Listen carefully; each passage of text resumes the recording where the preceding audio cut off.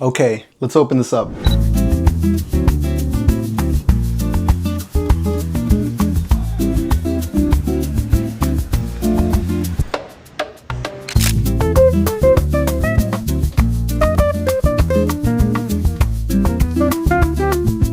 If you've been following the channel recently, then you know I record all of my footage using the DJI Pocket 3. I've reviewed a lot of tech, but nothing has made me question how I record my life more than these. Not to mention that this is actually my first experience using these glasses. I've watched the videos, I've seen the reels, so I'm curious to try these on for myself and see if they're actually worth it. Alright, I'll be honest, when Meta first announced smart glasses a while back, I wasn't fully convinced. I did think it was cool at the time, but I guess I wasn't feeling it or even wanted to jump on the bandwagon because I didn't think that it would be that good. And plus, after seeing the price tag at 609 Canadian dollars, that wasn't helping this case for me. I guess that's just how life is when you're living in Canada. But after wearing these for a few days now, I have to admit, not only are they cool, but I've started to change my mind on them. And like I said earlier, after wearing these for a little while now, I've come to the conclusion that these aren't trying to replace your phone, which is what I initially thought before I purchased these. That was actually my biggest concern because even though you guys know I love tech, I ain't trying to walk around like a robot with a screen in front of my face all the time. So that was a big relief for me.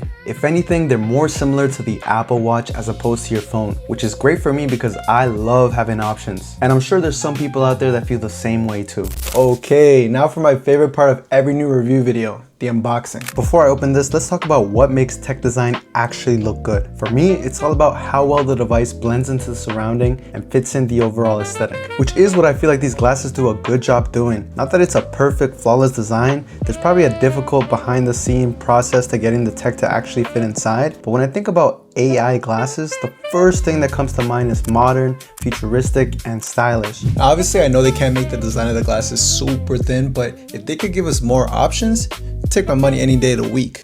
Okay, let's open this up. Sheesh, I have to say I do appreciate a good product box, but I have to be honest with you guys before I talk about the unboxing. I did open this before. I had to sneak a peek, but I want to show you guys what the box looks like. So here you go, you have the Ray-Ban logo, Meta. Here's how it looks from the side. These are the Wayfarer Gen 2 Meta glasses. Yeah, so without further ado, let's open it up. Damn. Here's a close-up of the charging case. It looks nice, it feels nice. I can already see here you have a charging port at the back. And here we go. Don't need this anymore. Here it is. Ray-Ban Meta glasses. I actually can't even believe I'm holding these right now. I've been so excited, just crazy that I'm actually using this. Here's a close-up on the glasses. I went to the movie theaters a little while ago.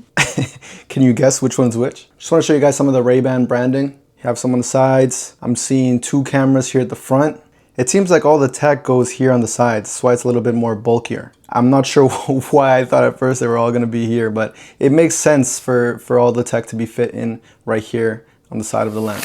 Okay, let's go over the specs real quick, starting with the weight. The frames themselves feel pretty light. Officially, they weigh around 51 grams. The charging case feels great too. Officially, it weighs in around 133 grams. I chose to go with the shiny black square frames and with the green transition lens color. The charging case looks similar to any other case, except these are Ray-Bans. And they also come with a glowing LED indicator light at the front and a USB port at the bottom. I almost forgot to mention the case has a magnet that keeps the case lid closed so your glasses don't fall out. There's also magnets inside the case that match up with the glasses so they're aligned over the charging pins. I've been wearing these around the crib and outside for a little while now, and I'm glad to know that it doesn't weigh a lot on my face and my ears. I will admit though, it does feel really futuristic when I'm walking outside and I'm talking to Meta. Moving on to the camera power on this thing, Meta says these glasses feature a single ultra-wide 12 megapixel camera sensor built directly into the front frame. Now this I have to admit is cool. You get to record your footage from a first-person perspective, meaning I can give you guys different POV shots to make the videos more interesting while I'm recording. They record up to 3K at 30 FPS, which is alright. Obviously, I'd love for it to be at 4K, but I'm sure that would overheat the glasses and drain the battery much quicker, so it's one of those things where it just is what it is. Now, when it comes to colors, the recorded footage from the playback looks sharp. The saturation is similar to what you'd have in your phone, which is a positive thing and are constantly balancing exposure.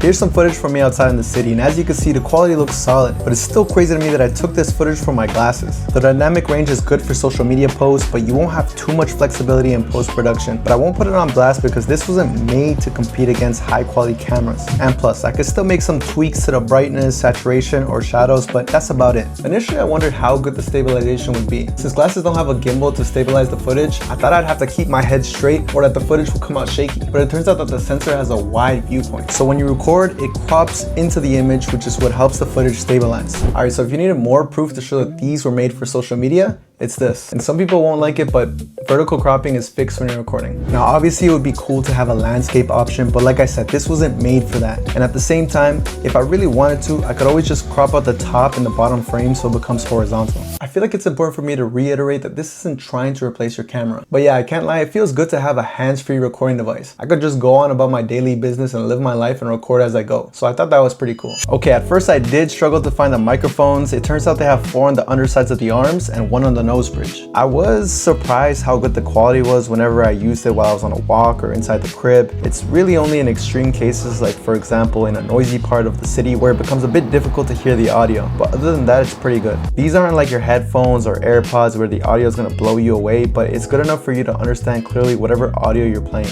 That's the best way I could explain it.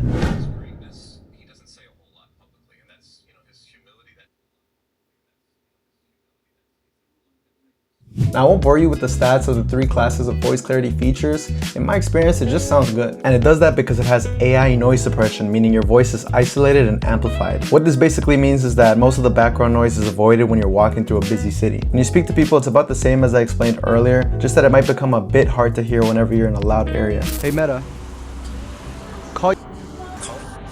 Right. Yes. Hey, can you hear me? I'm calling you for my glasses. Really? Yeah, I'm calling you for my glasses right now. That sounds ridiculous. How does it sound? Does it? Really? That good? Yeah, it's pretty clear. So there you go. As you can see, audio is pretty good. Now it gets even crazier because beyond just listening, these glasses can instantly analyze the world around you. I took the Metas downtown to experiment with a few commands to see how they perform. Here's how it went. Hey Meta, where's the nearest sushi spot? The nearest sushi spot is 520 Sushi on Queen Street East, less than a mile from you in Brampton. It's open right now till 10 p.m. Hey Meta, what am I looking at? You're looking at an outdoor paved plaza with gray stone tiles. There's a low stone wall behind you with a flower bed of red and green plants along it, and a tree to the left. String lights hang overhead, and you can see taller brick buildings in the background under a clear blue sky. Looks like a nice spot to hang out in the evening. Hey Meta, what's the weather? Good question. 1 second. It's warm and sunny in Brampton right now. Around 26 Celsius with clear skies. Feels like 27. And there's barely any wind. UV is pretty high though, so grab sunscreen if you're heading out. Hey Meta, what's the time?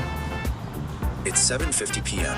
Finally, let's talk about power, because if these die halfway through your day, the smart features don't matter. Meta's Gen 2 glasses give you 8 hours of battery life on a single charge, with an extra 48 hours inside the charging case. I personally haven't had any issues with the battery life. Now, of course, it all depends on what you're using this for. If you're streaming or recording heavily, then that'll drain your battery much quicker. I feel like one of the reasons I don't struggle with the battery power with the Metas is because I chose to make these sunglasses. Nobody uses sunglasses when you're inside all day, every day. So whenever the battery's running low, I'll throw them inside the case, and then when I need to use them again, they're fully charged. The case itself looks like a regular Ray-Ban case, but it's actually meant to charge your glasses. When you're running low on battery, throw them in here, and in 20 minutes, you can get pretty much half the battery charged up. Alright, so out of the camera, the AI, the speakers, I think the biggest surprise for me was that it did everything I thought it could do, but at a higher level than I thought it could do it at. And all of it could be done hands-free. It felt really futuristic. Now, are these perfect? Definitely not. If you don't have data, or if you hit a 5G dead zone, you won't have access to most of its features, and I also wish that they could record in landscape mode for YouTube. Although I have a feeling that the reason they made it that way was because they don't have 4K. They probably didn't see the point in making it in landscape without that.